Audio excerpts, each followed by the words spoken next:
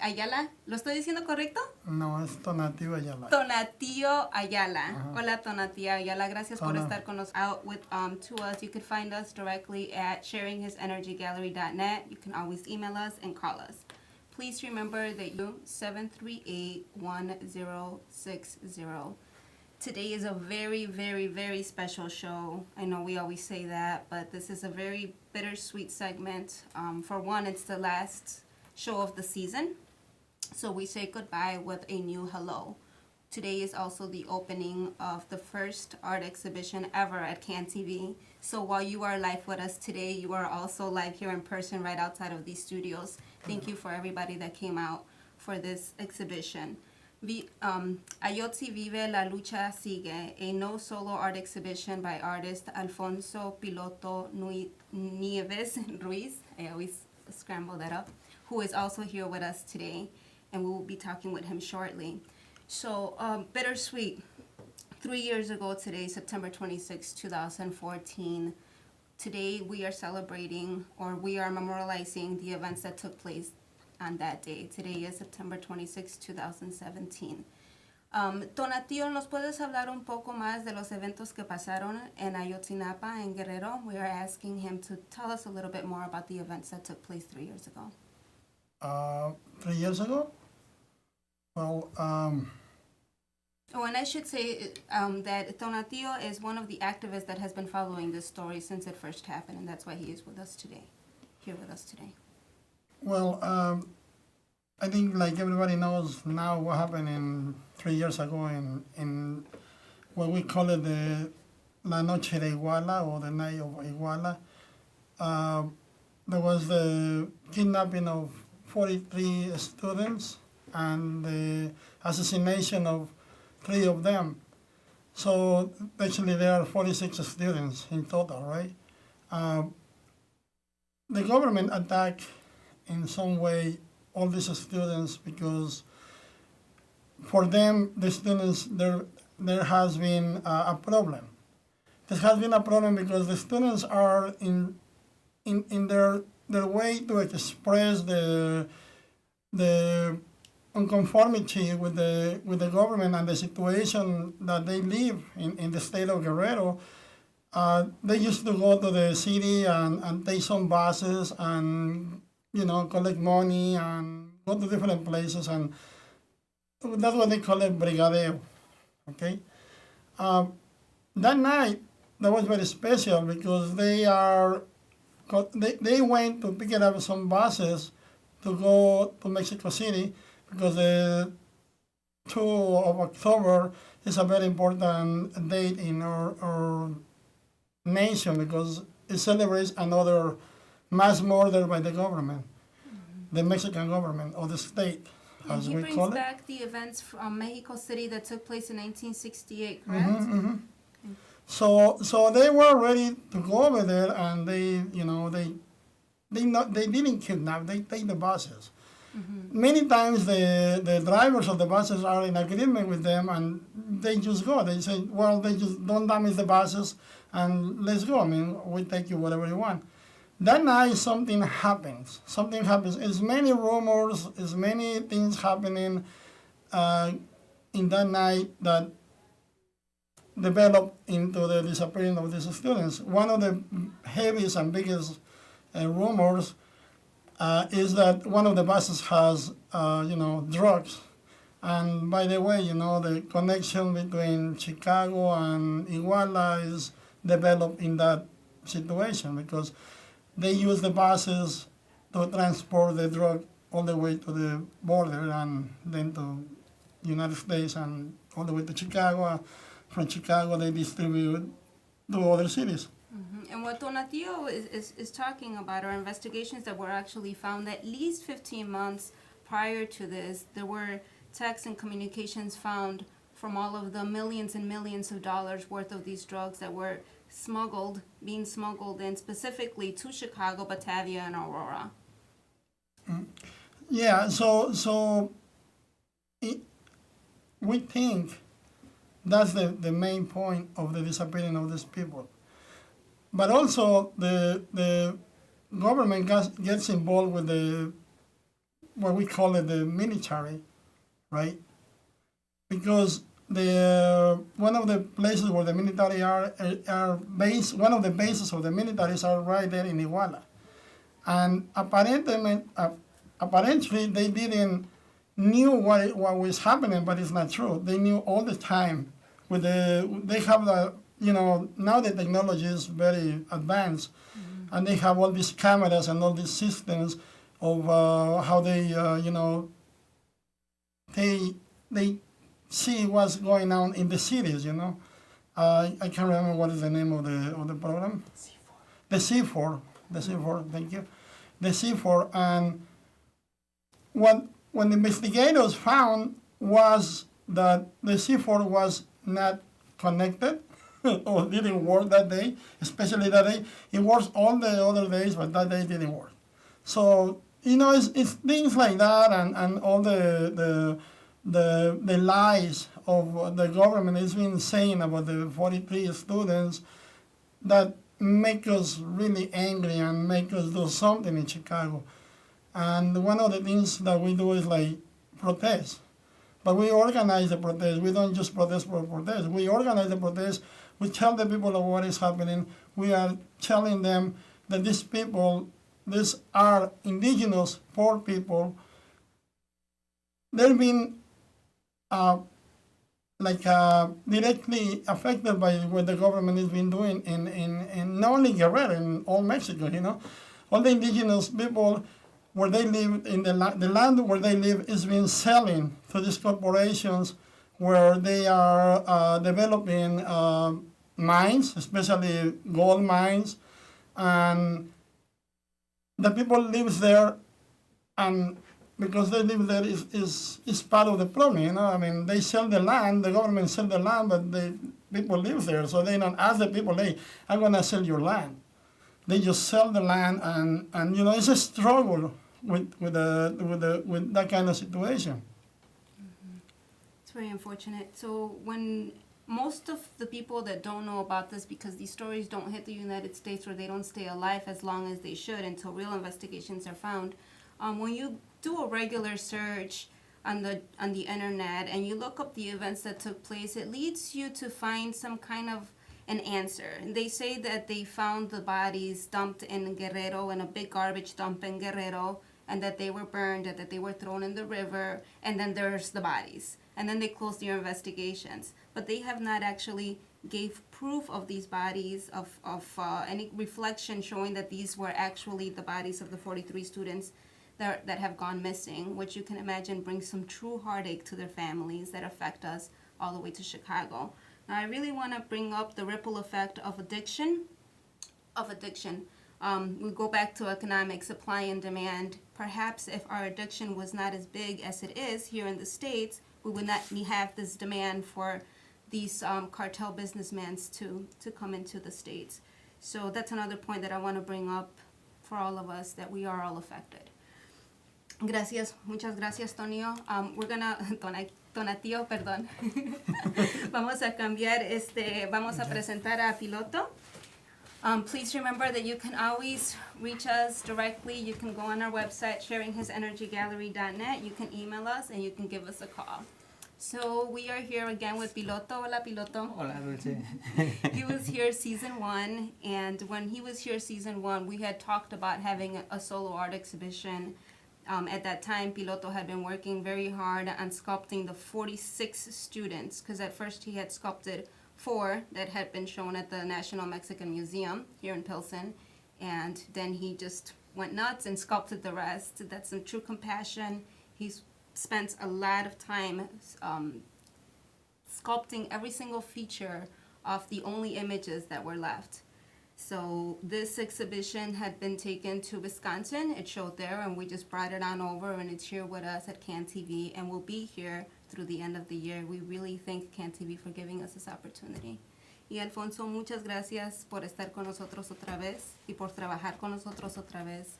¿Nos puedes hablar un poco de tu experiencia en hacer estas esculturas y de dónde vino la idea? Gracias, Dulce. Well, the idea started when I did a performance and a protest, and when these events just happened, and we made a body of made out of garbage, and then the face of this body we made it out of clay. And by that time, the investigations were pointing that the students were taken to the basurero, to the city dump Guerrero. of Guerrero, Cocula, and they dumped the bodies there, and then they burned them. And later the fire experts came out and they said that they couldn't, it wouldn't never be possible to do this thing like the government said. But with that idea, and since I was making the face made out of clay, then with the idea of that we are all part of the earth, and that, so I started building one by one, and it was really crazy because one by one they were appearing in my hands, and it was very very very powerful and very sad. And I started making Alexander Mora. It was just like they said that there is no coincidence, but it really shook me up and made me more connected to their stories. So there are no pictures, so I have to kind of reinvent their profiles just by the lighting and the shadows of their faces. From the only pictures that they are done, that they are in the internet, and the first year of the events, but it was a lot of work since I don't have any money to be doing this, and do what I do, and only by the community. A couple of friends that Tonatiuh and his partner, the wood to paint, then other people start jumping, and then by the time we presented in the Mexican Fine Arts Museum, it was a community project because like this part two, or is it turned out really great because all the help of all the people. Myself, I will never be able to do it the way it came out and with the power it has, because the art, these kids need to be present, and they need to keep speaking out the truth, and this work represents the struggle of so many people in Mexico that are looking for their loved ones. And Ayotzinapa came out to uncover the Pandora box, like with all these hundreds of thousands of people that have been disappeared, and nobody does anything, and even the many women have been killed, and nobody talks about that. It's like completely silent. Yeah. And that's why this work is so important. I think the first time I was introduced to artivism, when they touched on this story, aside from the museum, when I saw it in video, there's an artist in Mexico City, Omar El Granom, and he dedicates a lot of his time to making this filmonography, working with visual artists and again with the community. Most of us, like S.H.E Gallery, like Piloto, don't have the funds, and we just completely work out of our hearts. And together, when we start talking about it, we find that other people kind of care too, and together we build a larger community. And we give voices to those that can't, especially all the way out in Mexico. Being Mexican, born in Mexico, knowing how poor and difficult it is to be human there, we come here and complain about being human here, but we have no idea of the real struggles that we face. So what do when we come here? We rely on drugs, right? Cocaine, heroin, and there it goes, and the vicious circle never ends. When we get together and communicate about these problems, maybe we can get to the root and really start working them through.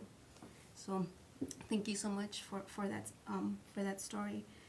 I also wanted to thank, of course, Can TV for opening up the doors for us, and to Nick Diaz, my brother, technical engineer, who's been working very closely with me with the designs and with this project and with this art exhibition. Y Piloto, tenías otras personas que querías agradecer también que trabajaron con el proyecto, hand in hand. There were other people that worked on this project. Who were those people? Uy, there were so many, So many but people. especially to Tonatiuh and Caro, to Cabuto, to Rio, to Emily, to Liz, Ferreira, Alma. Híjole, there are so many, but that art, like that disconnection that you were mentioning about using drug, is because there's a disconnection, and art helps people to connect with themselves, and if we are connected with ourselves, we're not gonna get that lost, Yeah. and start using so much drugs. Yeah. Yeah. I mean, the energy that one person alone holds, we undermine ourselves, not realizing how much we can do. We as individuals are doing this, and suddenly it's a whole community. Suddenly we're here sharing the story with you. So if you want to get involved, please get involved. Please always reach out to us directly. If there's something that you want to do, a project that you're thinking about that involves the community that you think that can help the better of the all, please always reach out to us. This exhibition will be here at CAN TV. At least through the 27th of November, with the possibility of going on until December. Really want to thank Tommy Hoffman and Jim McVeigh, who has very graciously dedicated a lot of their time to listening to us, to give us this time to review, to give us this opportunity, and they're very pleased with it, so thank you so much. Want to thank, of course, the artist, all of the guests that have been with us throughout the season. This is our second season of the She Gallery show here with CAN TV. I also want to announce that at the end of the year, we'll be hosting another art exhibition, a solo art exhibition for artist Redor Santiago. We're also collaborating with La Brocha for another art exhibition at the museum, December 2nd. January, we're hosting an art exhibition in collaboration with Elephant Room with a solo exhibition for artist Lauren Flees. That also involves the community. We're going to do some meditation workshops that will also involve painting. And like Piloto was mentioning, when you really get to know yourself, you can work with yourself, be honest through your art, and you really be surprised at some things that you find out about yourself while working through the arts, hand in hand. So that's going to be another event that's going to take place in January. March, we'll be having our first performance art show at the museum. If you are interested in participating or volunteering, please reach out to us at sharinghisenergygallery.net. You can email me and you can always call me. We are still looking for people to participate. If you're an actor, emerging artist, please, please, please reach out to us. This is your chance to get creative and be creative. I had a poem that I wanted to share, and I wanted to look for it. Piloto, do you want to say anything else to the audience while I look for this poem? Well, thank you, Dulce, for opening these doors for the artists and for the for the creative people. Yeah, it's a lot of work. Yeah. It's a lot of work, and I always say, that's it, I'm not doing this anymore. And then I go on and I keep doing it because, like he says, when you don't have the support and you don't have the funds, you're just doing it. And then you keep doing it because you love it, because you love helping, because you feel that you see that there's a need for help. And if we don't do it, somebody's got to do it, right? So you pick up the broom and you start sweeping up. Like I always say, we have to pull the weeds out so we can let the flowers grow. There's a lot of weeds in this world. We know that. There's also a lot of room for laborers to come and help pull those weeds so we could let those flowers grow, because there's so many of them. So the reason that I started working with Piloto in the first place was, obviously, I saw his work, and his work touches on a lot of ourselves, dealing with ourselves, with the elements, with the environments, and with garbage. And that's a little bit of what She Gallery is trying to pinpoint, to not feed yourself with this garbage. We are promoting self-esteem to create unity and equality, because if we get to know ourselves and we're not in this ego competition, then we can all truly work together. I don't think that the problem with the ego just lies in the artist community. I think it lies in a lot of communities, especially in economic communities, when we're constantly comparing ourselves by what we wear or where we're at, or social status type of type of dealing. So I believe that art gives this opportunity to kind of ditch away that ego and allow for us to grow. Did you want to add to that? I'm still looking for the poem. I'm so sorry. And thank you guys for coming, everybody that's here. I thought that was the poem. I know that was not my poem. I had all these poems. And earlier this season, I said, we're going to be introducing a lot of poets. And I found that I was the only one that was sharing poems. So maybe next season we can have more people come join in and do that. So. One thing. Right now there is going on a protest in the Mexican consulate. If you want to go there, Go there now. Go there now. Okay, so I have a poem. It's not the poem I was originally going to share, but I think that this touches on a lot of why I started doing this in the first place. And it's kind of deep, so I'm sharing it with you. And so all of my tragic life's experiences were written so that I may have compassion for my fellow human. This is actually a journal entry, so I may have been the author of these choices, a few sacrifices during this lifetime. And so I know what it's like to be an immigrant. I know what it's like to have low self-esteem. I know what it's like to be suicidal. I know what it's like to have grown up in a violent, broken home. I later learned to have my own. Beaten by my own partner, that I too know.